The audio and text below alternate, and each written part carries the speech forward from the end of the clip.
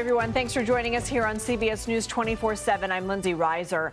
The man accused of planning the deadly suicide bombing at Kabul's airport during the U.S. withdrawal from Afghanistan will remain in U.S. custody pending the outcome of a formal detention hearing next week.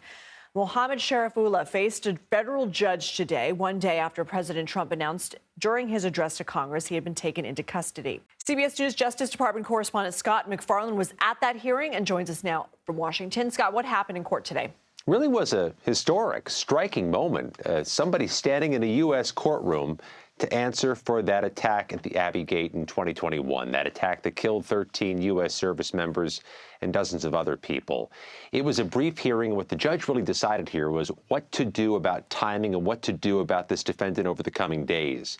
The judge ordered Sharifullah to be held by the U.S. Marshals pending a formal detention hearing on Monday afternoon in Virginia. But the prosecutors also laid out the likely charge and the likely prison term if he was convicted. It's a conspiracy charge of providing material support to a foreign terrorist organization. If convicted, Sharifullah would face life in prison. He put his head down, looked at the floor when the judge, through an interpreter, explained that part of the case. What happens next? Well, he was wearing, by the way, that same blue jail jumpsuit or custody jumpsuit you see when he was in court today. So he goes to a local detention facility here in the United States for that next court hearing Monday, midday. It's in the Eastern District of Virginia. It's Alexandria, Virginia. A few reasons for that. One of which is that when he arrived in the United States upon arrest, it was at Dulles International Airport in Virginia. What's more, the Washington field office of the FBI took a lead on this case. They were part of that affidavit to secure the charges and secure the arrest. They have jurisdiction over the Northern District of Virginia. What else are we learning about Sharifullah and his alleged crimes? The affidavit submitted in this case was quite telling, Lindsay.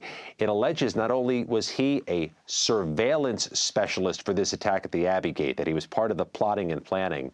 They also allege he had his fingerprints over other attacks, including one at a Moscow nightclub in 2024 and one at a U.S. military security checkpoint in Afghanistan in 2016. And, Lindsay, the affidavit submitted in court alleges that he was released from a prison in Afghanistan just 2 weeks before the attack, and they have very much closely tied him to ISIS-K as a member of that terror outfit.